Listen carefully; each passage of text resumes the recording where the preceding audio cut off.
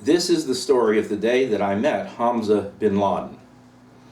And to make it make any sense, I have to tell the story in 4 parts, which are first the backstory, or really several backstories, that are seemingly unconnected threads that all come together on that day and thereafter.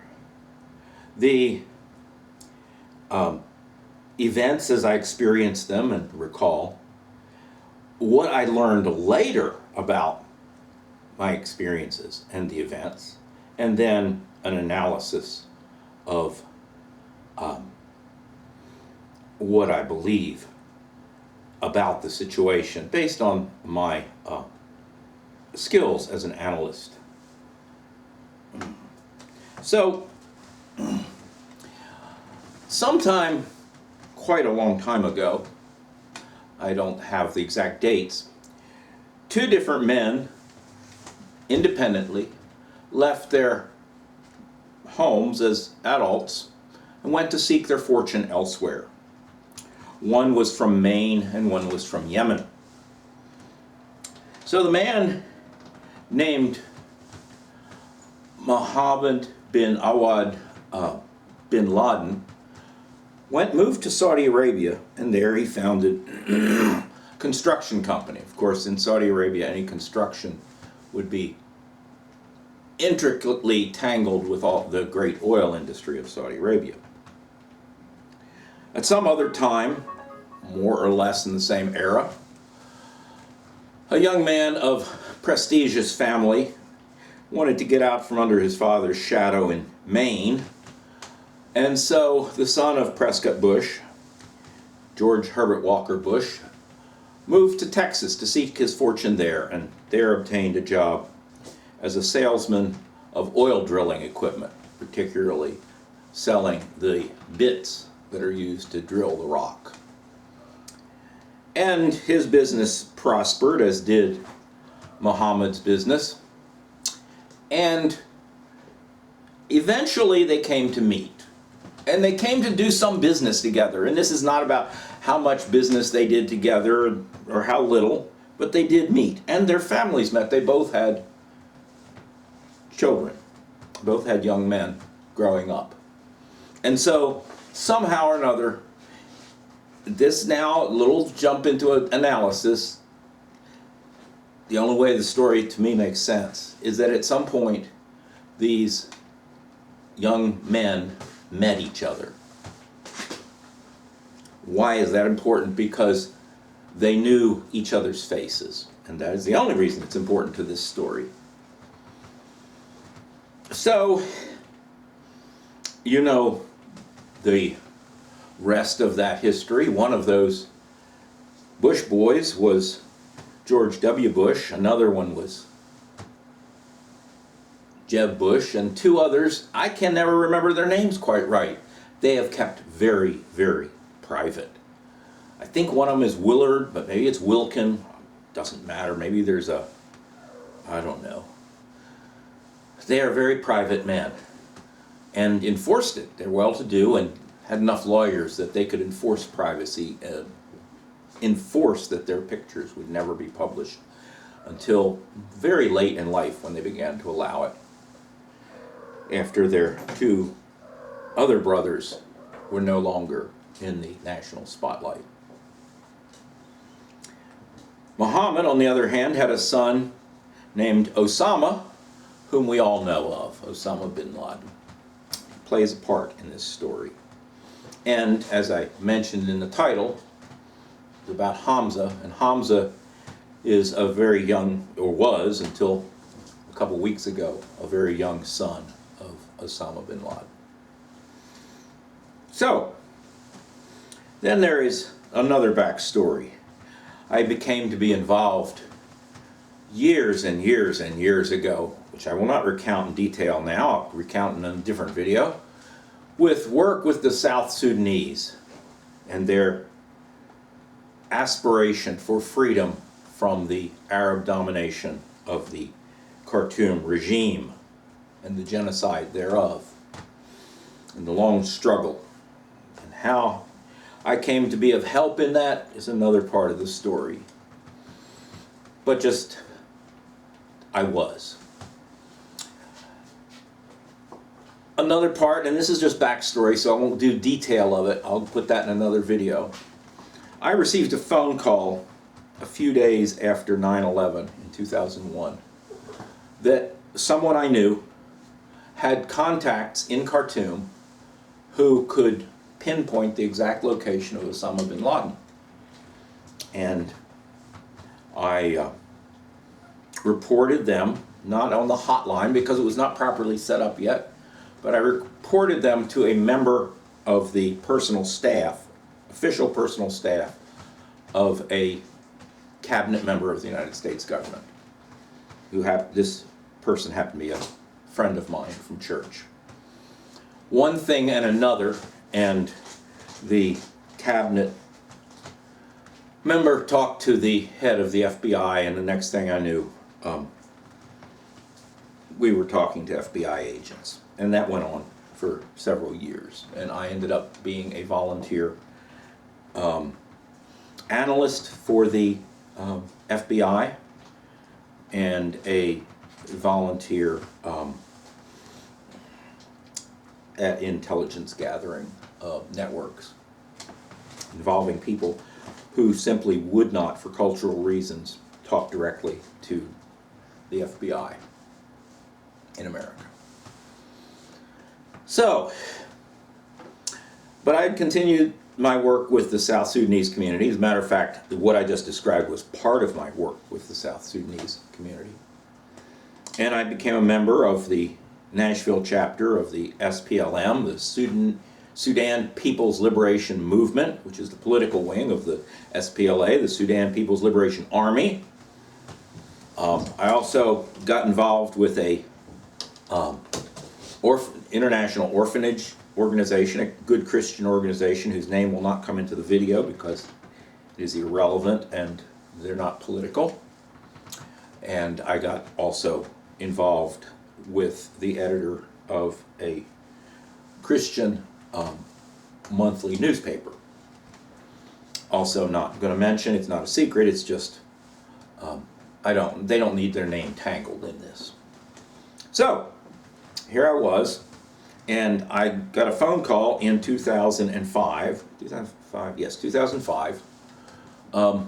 in June, would I go with my friends Henry and Deborah Martin to Khartoum to photograph their trip to Khartoum for the inauguration of John Garang as first vice president of Sudan, which was and as president of the autonomous region of South Sudan, which was a offshoot of the CPA,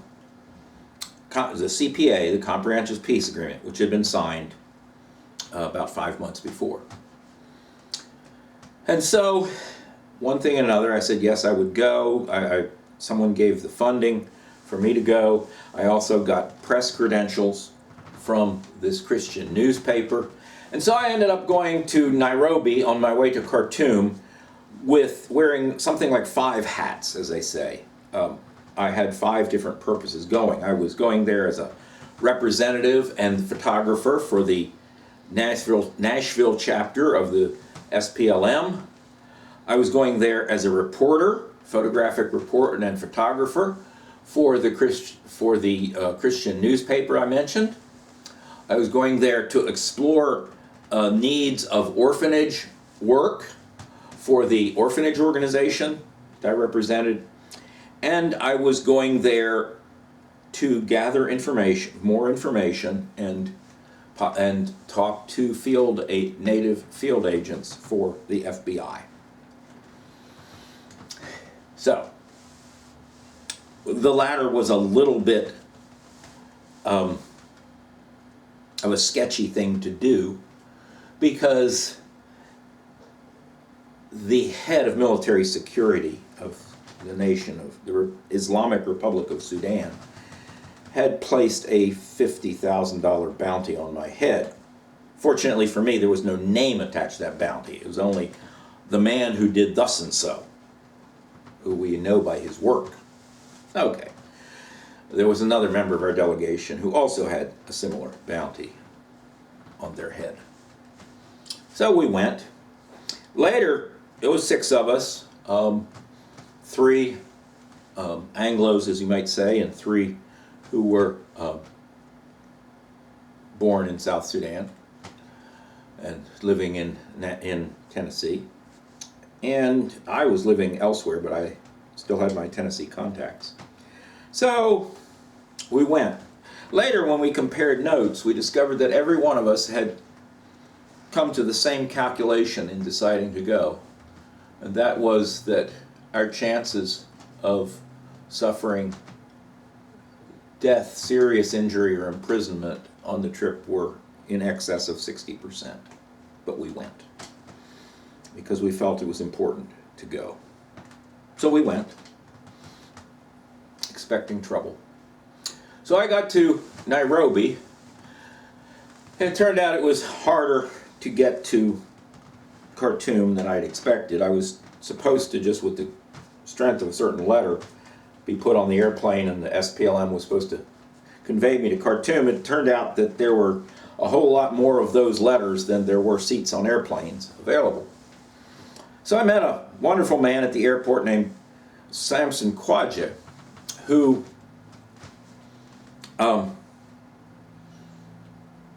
was the guy in charge for the SPLA of determining who got what seat on the airplane, on which airplane, to Khartoum from Nairobi. And he was working through my name on the list, and since there were 6 in the delegation, and he was able to scratch off 5, then he could satisfy everybody when he put me on the airplane by saying he scratched off 6 names. He was a very inventive guy. He didn't mention to the people who asked his reason for putting me on the plane, but when he justified it with those 5 names he scratched off, that those 5 people were already in Khartoum, having flown direct from London. But that's beside the point. They didn't ask, he didn't tell. But he was up to something else, which is why he really put me on the airplane, and I did not know that. We'll get to that later. But it had to do with somebody that I sort of looked like, and somebody who actually is the brother of somebody I sort of kind of looked like. And therefore, I might have been a member of that family by appearance sake. Okay. And since nobody knew what they looked like. One interesting thing that happened, might as well put in this video as anything else, there was a fellow by the name of David, is it Rob, something like that. He was a former Army Ranger who had joined the State Department as a military rep for to be the military attaché at embassies and so on, but he was doing field work. He was the military rep associated with the SPLA, the Sudan People's Liberation Army, the rebel army that had gained the comprehensive peace agreement with the people they were rebelling against. So he had been in the field with them for years, and while he was there was a shipment of radios came in direct from the White House, ordered by President George W. Bush. They were highly secure radios. The box, about this big, was worth over $1 million. Because these were radios that were specially developed by Motorola for the Secret Service with an encryption algorithm that not even the NSA could break or knew the codes to. So not even the NSA could listen in on the security detail, so the so-called the detail, with these radios. They were not for everybody in the Secret Service, only for the detail. They had just been first delivered to the White House, and the President ordered that they be sent to South Sudan. Why? Because our intelligence knew that there was trouble planned in Khartoum. See, I had an intuition. And they knew that every mode of communication that the SPLA had was compromised, being listened into by the Khartoum regime. So our government, U.S. government, had some plans, which they did. It turned out the next day they jammed all communications, except for those radios. But here was this box, and here was this David, and he had a lot of business to do, and he hands me the box and says, guard this for me, it's worth $1 million. This is at the special use, rarely used terminal at Jomo Kenyatta Airport in Nairobi. Sort of a seedy place at that time. So I guarded the box. He went and about his business, but I wondered, I mean, does he trust any American he meets in the field that much? So finally we get on the airplane and somebody asks, and I, just take my seat and coach, and somebody says, aren't you supposed to be up front? And I thought they were asking, because I have a white face, I was the only white face beside David on the airplane, and I guess, white face up front in first class, I wasn't going to push that. I did not want to get to the door, lose my seat, and then be told, no, you don't belong up here. So I stayed in my seat. Okay. About that time, David Robb comes back, asks for another seat. He sits 2 rows behind me. I've got a picture somewhere of him sitting, me on the airplane. You can see him sitting 2 rows behind me. And they're asking him, why aren't you in first class? No, I'm supposed to be back here. I'm going, why is he back here? Whatever. Maybe camaraderie, I guess. I put it down to camaraderie, So we go to Khartoum. I get billeted with a bunch of generals in an improvised facility in a converted school building next to a mosque and somewhere in Khartoum.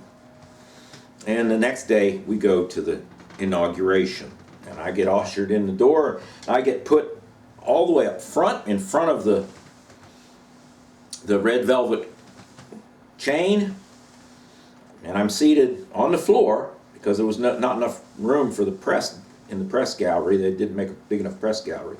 So I'm seated on the floor, maybe 30 feet from the podium where the president of South Sudan is going to be inaugurated.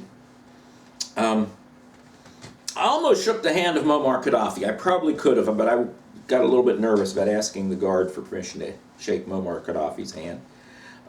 When Kofi Annan was dancing in joy, I could have reached out and touched him. But I was sitting there between the photographer for BBC and the photographer for Al Jazeera, right in the front row. 15 feet away was I always forget what was the president or the prime minister of Egypt. It's the one that has less power than the other, whose name you never hear about, was there, and so on. So we're all there. Found out later what was going to happen and didn't happen, and why. Went peaceably. We had the inauguration. We went. So we went to the Green Valley, I think, hotel. It's more like an old-fashioned motel with cabins. And we hung out for a day or two with all the cabinet members of South Sudan. I was trying to get to know people so we could do orphanage work.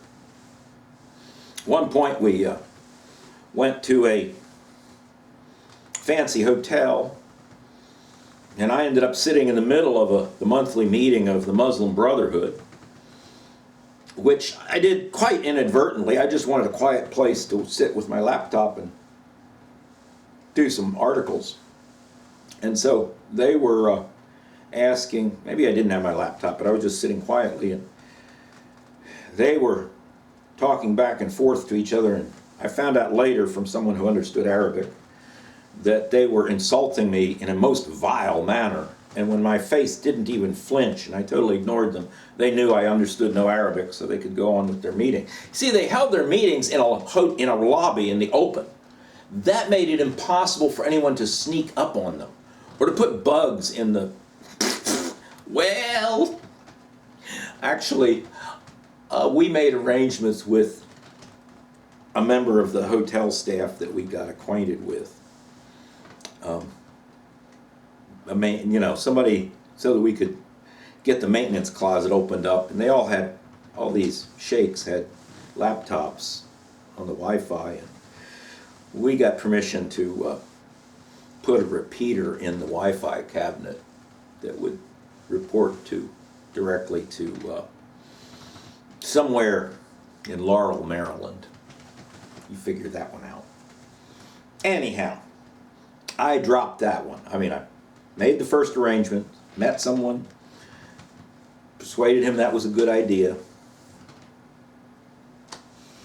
and let it go from there. Told somebody all about it on the NSA staff, and I don't want to know from there. I'm not my pay grade. So anyhow, so that's the kind of stuff we were doing. Encouraged an agent we had in the field, and I sat there and shook, thinking the secret police were going to show up at any minute and haul us away. But anyhow, the last day we were there in Khartoum, we were at the Green Valley at the lobby, and I'm out front. We're supposed to take a bus to the airport. I'm standing outside waiting for the bus to come to take me to the airport, and my friends get on with me, and up walks a man that looks exactly like Osama bin Laden. I mean, you could swear this is Osama bin Laden. Now, how could that be Osama bin Laden? Remember I said that people in Khartoum knew the exact location of Osama bin Laden?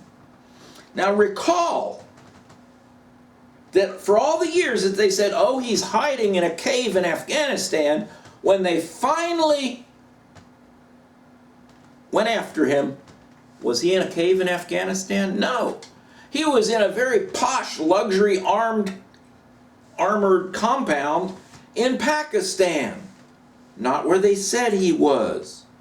And you read a little bit of the story, they don't talk about it much, about how it had been built later, long after 9/11, and then he had flown in from somewhere. Well, he was a lot of that time in Khartoum. He still had his private jet. The people in Khartoum all knew his private jet. They would say, oh, there's Osama bin Laden's private jet at the airport. Oh, we looked through the chain link fence. Look, that's Osama bin Laden getting off of his private jet. They all knew that. The FBI knew that, but the CIA, for some reason, didn't want to act on that. I don't know. That's not part of my story.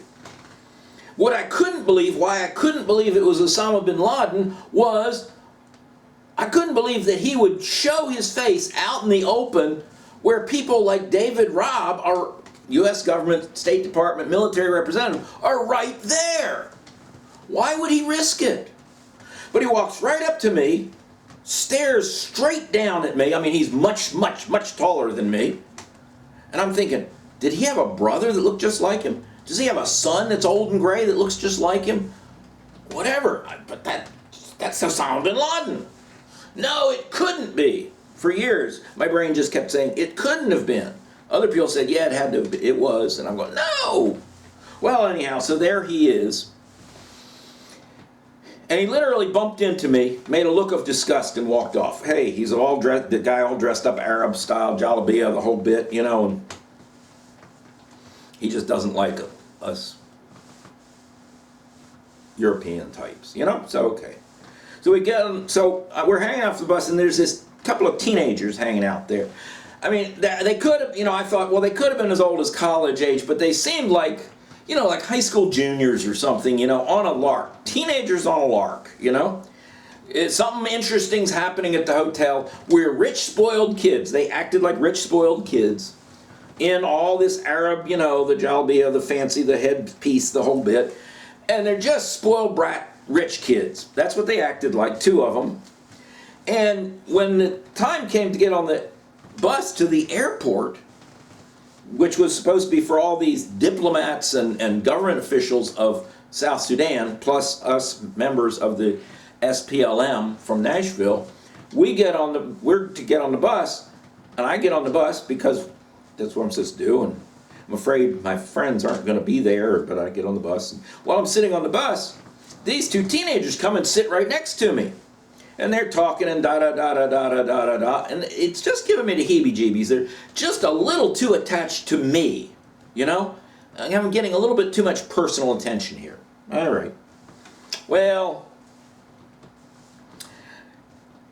eventually somebody very official comes on and tells them they have to get off the bus. My friends show up, the bus pulls away. We go to the airport, we get on an airplane, we fly to Rumbek, South Sudan. I get to South Sudan, everybody I meet that are very important officials. I remember Malik Agar. I meet him at the airport. Somebody introduces, another reporter introduces me to Malik Agar. He says, you know, Kenneth, this is Malik Agar. Malik Agar, this is, he says, we know Mr. Grimm quite well. And I'm going, I've never met this man. I mean, I would have noticed he's the size of a mountain, okay? And so, okay, we all know this man, huh? But they would refer, then somebody makes a joke about the Bush brother. They kept making jokes about me being the Bush brother, and I'm thinking, you know, the guy who is a brother to the Bush, the backcountry, you know, something like that. I don't know. So I'm there. And that was, a lot of exciting stuff happened. I'm not going to talk all about that, but there I am. So the Bush brother finishes his time and goes home. Now, things I learned later. First, the impetus for making this video. The other day, I saw a picture on the news. It was on many of the news. It was not a recent picture, obviously, but it was a young man named Hamza bin Laden, young son of Osama bin Laden, his heir. And he's just been confirmed dead, killed by a U.S. military operation. And I recognized his face. Now, I'm not good at faces. Very often I don't recognize faces well, but this one was drilled into my consciousness somehow. And that was that boy that as a teenager, apparently, seemed like a teenager, got on the bus with me, kept tight with me. Now, why would he do that, and why would Osama bin Laden walk right up to me in a crowd? Because with Hamza being there, then the fact that that was his father, Osama, okay, that pretty well confirms it to me. All right, that was Osama bin Laden. Well, what's the story?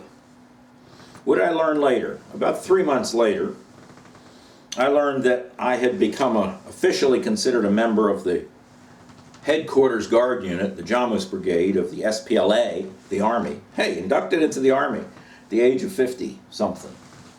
Interesting. I'm still proud of it, though. Proud of what I did to get in it. That's another video. What I did to deserve that honor. That's another video. But I also learned that the reason I was called the Bush brother was that the rumor had been spread over those compromised nets that I mentioned. Samson Khwaja had put out the word, it's a secret, don't tell anybody, and extremely don't let the Khartoum intelligence people know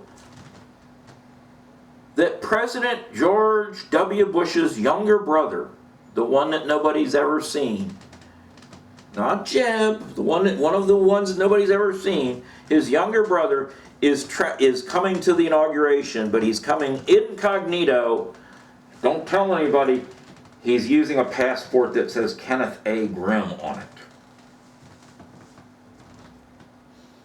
He even fooled the State Department representative. Everybody was listening in on that net. Everybody was in on the secret that I was really Willard, or whatever his name is, Bush. Why would they do that? Because what they knew from their intelligence, they couldn't reveal that they knew, because if they revealed that they knew, their agents would die. What they knew was that it was planned that there would be a machine gun and grenade attack at the height of the inauguration, and that John Garang would die, and the president, not Taha, his name slips my mind. Well, he's a scumbag anyhow. That Omar al-Bashir would miraculously escape the attack. But most of the South Sudanese cabinet would die in the attack, as would John Garang. But, as far as they knew, they now had President George W. Bush's brother sitting in the front row of where that attack was going to happen. And they couldn't afford a blood feud with the Bush family. That's what I was told, was what they had done, and why they had done it. That's what I'm told. It makes sense. Now, I said there'd be a fourth part. That's analysis. the intelligence of Khartoum would want to know, was this really? Is this guy really the president's younger brother? Or is somebody just bull manuring us? Is somebody snookered us? How do you know? Well, we need a picture of him. There are no pictures of that man. Oh, but there's one man in Khartoum who knows from his teenage years what that man looks like. And that man is the man who, as a teenager, knew another teenager, as their fathers were in business together, a man named Osama bin Laden. So my analysis is that he was sent, risked showing his face in the open, where Western intelligence, Western newspaper reporters might see him. Not that there were many Western newspaper reporters, they didn't cover the event very much. But he risked it because Khartoum intelligence wanted to know if I was him. And it only took one look for him to know that I was a ringer. I was a horse that was racing under a different name. Oopsie! Why would Hamza be there?